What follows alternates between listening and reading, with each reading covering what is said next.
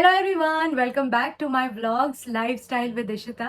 और आज के इस व्लॉग में हालांकि मैं सारा कुछ ऑलरेडी शूट कर चुकी हूँ प्रयागराज में। आज का ये व्लॉग प्रयागराज पार्ट 2 होने वाला है। और बहुत सी ऐसी चीज़ें हैं जो आज भी आप न्यूज़ में देख रहे होगे, जो आप हर जगह पे अभी भी देख रहे हो कि कितना केओस है या बड़ी ही व्यवस्था इधर उधर हो गई है। बहुत सी ऐसी चीज़ें हैं, तो मेरा उसमें क्या रिव्यू है और क्योंकि मैं अभी अभी महाकुंभ होके आई हूँ तो मेरा कैसा एक्सपीरियंस है, मैं ये सारी चीज़ें आपके साथ शेयर करना चाहती हूँ। तो मेरे पिछले व्लॉग में आपने देखा है कि हम लोगों को हमारे सेक्टर 10 से जब हम पहुँचने वाले थे उसके थोड़ा पहले 1-1.5 किलोमीटर पे पुलिस थी और उन्होंने हमारी गाड़ी रोक दी थी और उसके बाद हमको सामान लेकर पैदल जाना पड़ा था हमारे कैंप तक। तो जब तक ये व्यवस्था चल रही थी, जब तक गाड़ियों को अंदर नहीं जाने दिया जा रहा था, बड़े बड़े जो एसयूवीज होते हैं या बड़ी गाड़ियाँ होती हैं उनको जब अंदर नहीं जाने दिया जा रहा था, तो आई थिंक जितने 4 दिन हम लोग वहाँ पर रहे, वहाँ पे बिल्कुल भी ना भीड़ थी, ना भगदड़ थी, ना कुछ था, कुछ भी नहीं था। तो मुझे ऐसा लगता है कि जो गाड़ियाँ अंदर ढेर सारी एंटर हो गई, वो एक बहुत बड़ा रीज़न बन गया कि बहुत भीड़ बढ़ गई। और एज आई रिमेंबर, जिस दिन आखिरी दिन जब हम लोग संगम स्नान करने के लिए गए थे, हमने मेन एक तो माघी पूर्णिमा पे भी मेरी मम्मी ने स्नान किए और उस दिन सबने एक्सपेक्ट किया था कि आज बहुत ज़्यादा भीड़ होगी, लेकिन लकीली व्यवस्था बहुत अच्छी थी। क्यों अच्छी थी? क्योंकि किसी भी गाड़ी को, किसी भी बड़े व्हीकल को, स्कूटीज़ तो जो लोकल अंदर थी वो तो थी, लेकिन जितनी भी बड़ी गाड़ियाँ होती हैं जैसे एसयूवीज़ हो गई, लोगों की पर्सनल कार्स हो गई या बड़े वाहन हो गए, इन सबको बिल्कुल भी अंदर अलाउ नहीं किया गया था। ये एक बहुत ही मेजर रीज़न था कि अंदर या जो संगम के आसपास का जो पूरा इलाका है वहाँ पर बहुत ज़्यादा भीड़ ना बढ़ जाए। तो आखिरी दिन जिस दिन हम लोग सुबह सुबह संगम, एक और बार जब हम लोग स्नान करने गए थे, it was 14th of February। और उस दिन जब हम लोग संगम स्नान करने के लिए गए तो हम लोग 2 व्हीलर पे गए थे, स्कूटी पे, क्योंकि हमारे साथ जो गायत्री परिवार के जो भाई लोग थे वो हमें लेकर गए थे, क्योंकि उन्हें वहाँ के रास्ते और सारी चीज़ें काफ़ी पता है। तो हम उनके साथ गए और हमने रास्ते भर नोटिस किया कि बड़े बड़े बस और बड़ी बड़ी ऐसी चीज़ें अंदर तक, घाट के पास तक आ रही हैं, लोगों को छोड़ रही हैं, श्रद्धालुओं को वहाँ तक ले रही हैं और वहाँ तक छोड़ रही हैं। तो हमें कहीं ना कहीं उसी दिन रियलाइजेशन हो गया था कि भाई भीड़ भीड़ जो है वो अब बढ़ रही है। और जितना वहाँ के लोकल लोगों से हमने पूछा तो उन्होंने हमको ये भी बताया कि जो प्रयागराज के जो आसपास के जो टोल्स हैं या बॉर्डर्स हैं, वो भी रास्ते जो बंद करके रखे थे, जिसके वीडियोस भी बड़े वायरल हो रहे थे कि जाने ही नहीं दिया जा रहा है प्रयागराज में, तो वो चीज़ें सबने बताया कि अब वो रास्ते खुल गए हैं और लोग अब आ पा रहे हैं। तो मुझे ऐसा लगता है ये 2 बड़ी चीज़ें हैं जिसकी वजह से बहुत सारी भीड़ वहाँ पर आ गई। प्लस रेलवेज़ में भी क्या होता है ना कि जैसे मैं और मेरी मम्मा हम लोग फ्लाइट में आए, तो फ्लाइट में आपको गिनती पता होती है कि भाई इस फ्लाइट में 60 लोग आने वाले हैं और 60 ही लैंड होंगे, 60 ही प्रयागराज में एंटर होंगे। लेकिन रेलवेज़ में अनफॉर्चुनेटली ऐसा नहीं होता है। रिजर्वेशन भले ही कितने लोगों ने किया हो, लेकिन काफ़ी सारे लोग रेलवेज़ में या ट्रेन्स में आ जाते हैं और जिनकी कोई गिनती नहीं होती, कोई एस्टिमेट नहीं होता, कोई आप एक्सपेक्टेशन नहीं लगा सकते भाई कितने लोग होंगे। Same goes with roadways. रास्ते से भी जितने भी लोग आते हैं आप उनकी गिनती नहीं रख सकते। आप कैसे समझोगे, राइट? क्योंकि इतनी गाड़ियाँ आ रही हैं, एक गाड़ी में अगर 6 लोग 10 लोग भी हैं, तो ऐसे कर कर के you can not count everyone कि एक गाड़ी में या फिर इतनी गाड़ियों में, ये बड़े ट्रक्स में, बड़ी बसेस में कितने लोग आ गए और कितने लोग नहीं। तो मुझे ऐसा लगता है कि रेलवेज़ और रोडवेज़ को पूरी तरह नहीं खोलना चाहिए था, या फिर प्रयागराज के रास्ते से रीरूट थोड़ा कर देना चाहिए था। पर मैं ये भी समझती हूँ कि कई सारे लोग हैं, कई सारे श्रद्धालुगण हैं जो कि जाना चाह रहे हैं और जो दर्शन करना चाह रहे हैं, जो महाकुंभ में स्नान करना चाह रहे हैं, लाइक अस ओनली। हमें भी जैसे जो चाह थी, हम भी चाहते थे कि वहाँ संगम में एक बार स्नान कर ले। तो मैं बिल्कुल वो चीज़ें अप्रिशिएट करती हूँ, एक्सेप्ट करती हूँ। लेकिन एक ये भी सही बात है कि इतना सा संगम है, अगर फॉर एग्जांपल सपोज किया जाए कि इतना संगम है पर लोग इतने वहाँ पहुँच रहे हैं, तो ऑफ कोर्स ये तो मतलब लाइक प्रैक्टिकली पॉसिबल नहीं है कि आप इतने सारे लोगों को कैसे मैनेज करोगे। जहाँ तक बात आती है सुविधाओं की, जहाँ तक बात आती है कुंभ के मेले की, जहाँ तक बात आती है ओवरऑल सुरक्षा की, ओवरऑल सुविधाओं की, तो हमने बाकी लोगों से सुना कि मौनी अमावस्या के समय प्रॉब्लम्स हुई थी, दिक्कतें आई थी, उस टाइम पे खाना पानी भी कम पड़ गया था, ऐसी स्थिति बन गई थी।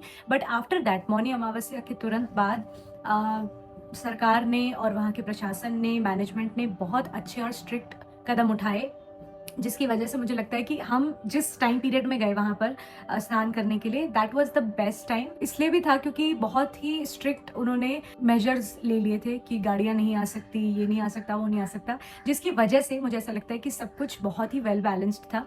और जैसे कई लोग बोल रहे हैं ना, बहुत चलना पड़ रहा है, बहुत चलना पड़ रहा है, पैदल जाना पड़ रहा है, भाई पैदल जाना इज़ फार बेटर, क्योंकि इतनी बड़ी बड़ी गाड़ियाँ जब एंटर हो जाती है ना, तो जाम ही जाम लगता है चारों तरफ। एंड आप इमेजिन करो कि गाड़ियों से जो बड़ी बड़ी गाड़ियाँ वो कहीं ना कहीं पार्क हो जाएंगी, जहाँ जहाँ भी वो पार्क होंगी वहाँ वहाँ वो भीड़ भीड़ बढ़ाएंगी।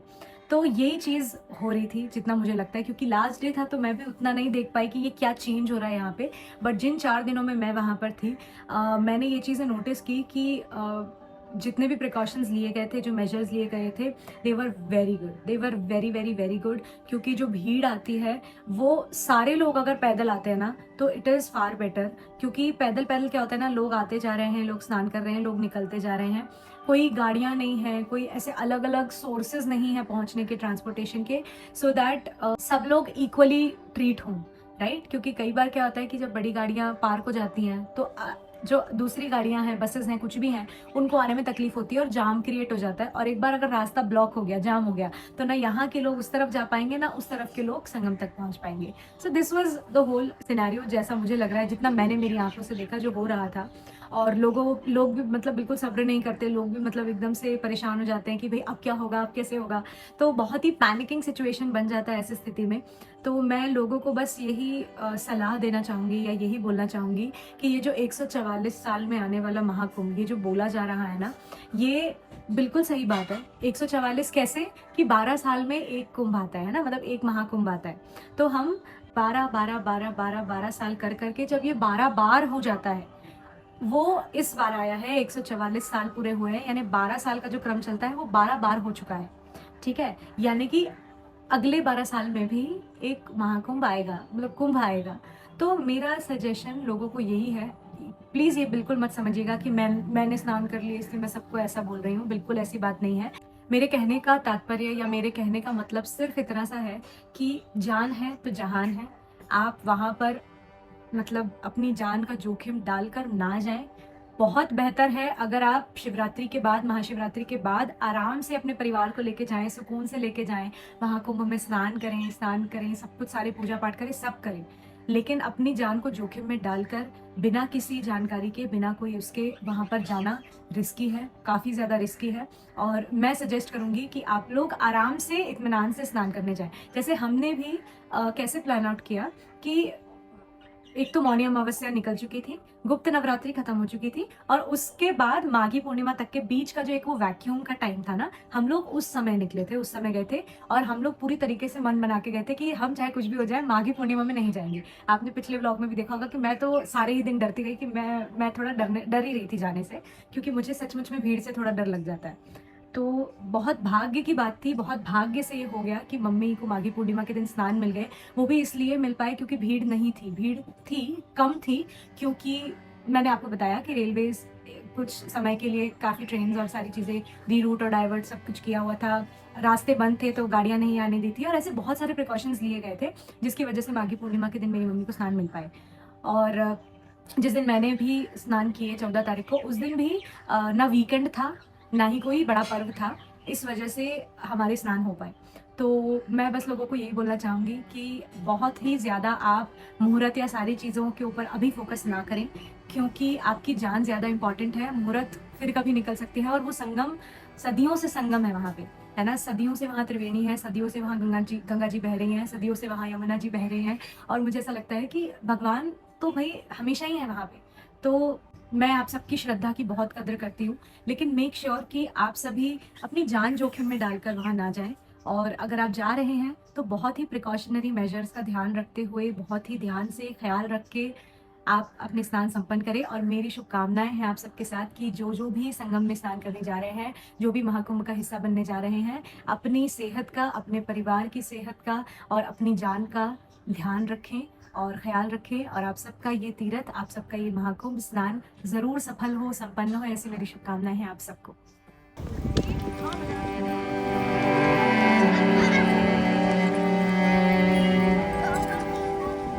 नर्मदा मैया की जय।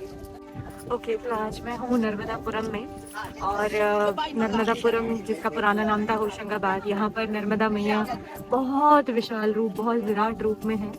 और आज यहाँ पर मुझे स्नान का सौभाग्य मिला और प्रयाग का जो ये व्लॉग है उसमें मैं इसलिए डाल रही हूँ क्योंकि इससे रिलेटेड एक बहुत ही अचंभित कहानी है, या यूँ कह लो कि एक बहुत अनोखी चीज़ जो हमेशा, मान लो हर बार हमारे साथ होती है। तो आगे के वीडियोस में पूरी कहानी बताती हूँ।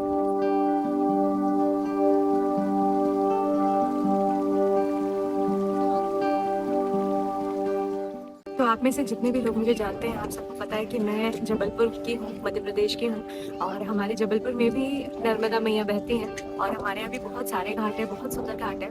और बहुत ही कम लोगों को, मेरे बहुत ही परिवार वालों को ही इस बारे में पता है कि जबलपुर से तो मैं हूँ ही, पर साथ ही साथ मैं तिलवारा से हूँ।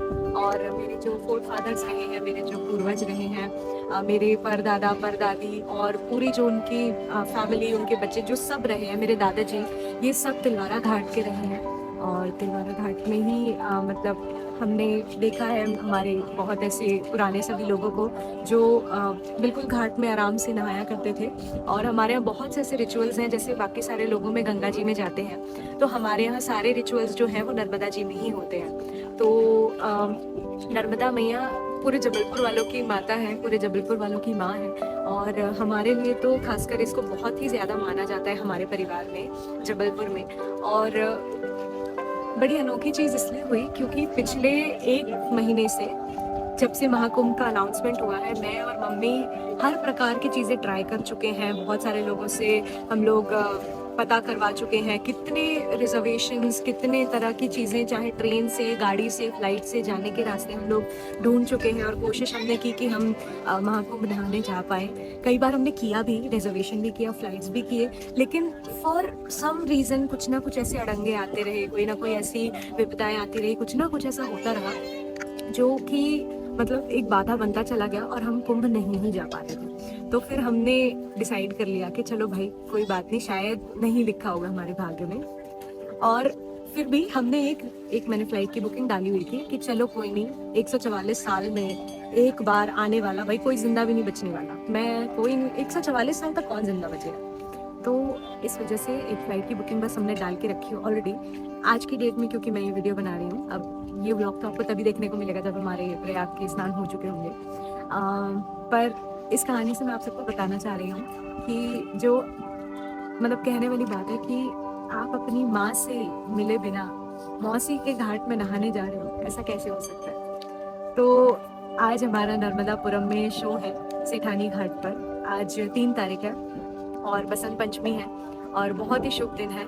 और आज माता जी ने हमको बुलाया और आज हमने हाथ जोड़कर नर्मदा मैया से क्षमा भी मांगी कि माता हमें माफ़ करना कि आपकी इजाज़त लिए बिना, आप में स्नान किए बिना हम महाकुंभ में नहाने चले थे। तो आज हमारे सफलतापूर्ण डुबकियाँ हमने लगा ली नर्मदा मैया में। अब देखो आगे का ब्लॉग कैसे आगे बढ़ता है। नर्मदे घाट। ॐ त्र्यम्बकं यजामहे सुगन्धिं पुष्टिवर्धनम् उर्वारुकमिव बन्धनान् मृत्योर्मुक्षीयमामृतात् स्वाहा। वे प्रार्थना करेंगे कि आयु लंबी हो। यजामहे सुगन्धिं पुष्टिवर्धनम् उर्वारुकमिव बन्धनान् मृत्योर्मुक्षीयमामृतात्। ओम स्वस्ति अस्तु कुशलमस्तु चिरायुरस्तु उत्साह शौर्य धन धान्य समृद्धिरस्तु ऐश्वर्यमस्तु बलमस्तु रिभक्षयोस्तु वंशेषदे भवतां हरिभक्तिरस्तु। हमारे भाई बहनों के मन में आए कि हमारे भी आप जैसे बेटी जन्म ले हमारे घर में। एक बार खूब जोरदार ताली। ये है भारत की महिलाएं, जय। धरती को स्वर्ग बना देगी। ये है भारत की महिलाएं, धरती को स्वर्ग बना देगी। इनको कोई अबला ना समझे, इनको कोई अबला ना समझे, पानी में आग लगा देगी। ये है भारत की महिलाएं, धरती को स्वर्ग बना देगी।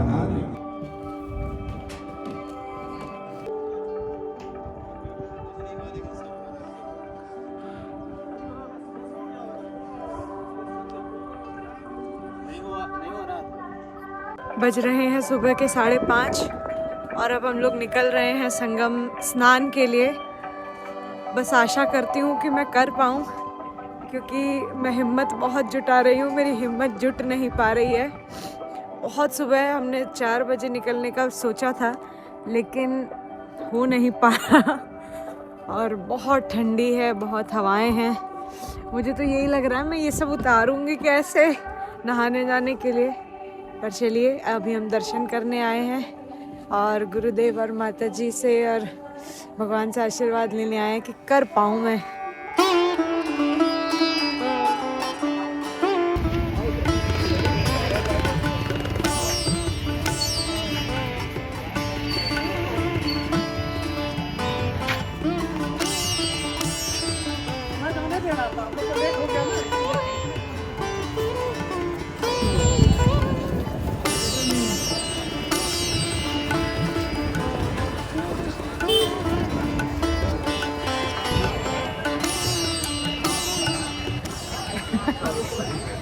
हर हर महादेव, हर महादेव, हर हर गंगे।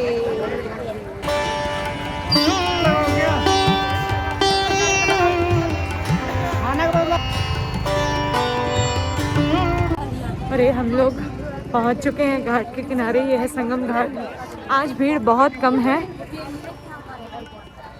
आज है माघी पूर्णिमा का अगला दिन और इतनी सुंदर सुबह हो रही है। हम लोग, हाँ, मम्मी जो कि ऑलरेडी यहाँ डुबकी लगा चुकी हैं, एक्सपीरियंस्ड हैं।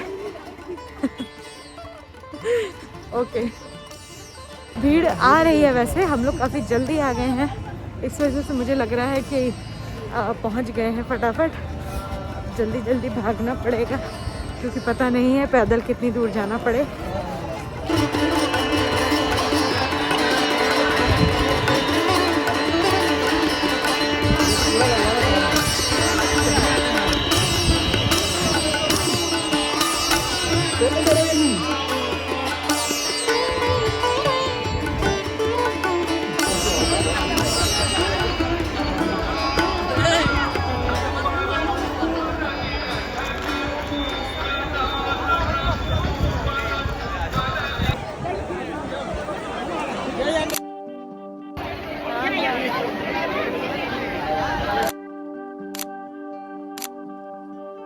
हम हैं संगम के पानी में। मुझे नहीं पता मैं कैसे व्लॉग बना पा रही हूँ।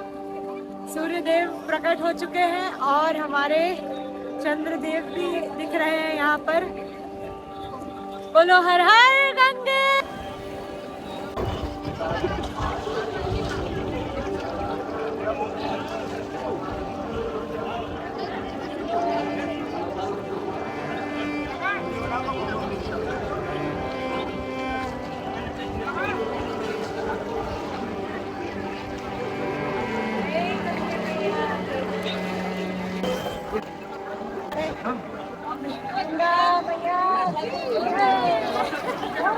ठंडा है भैया।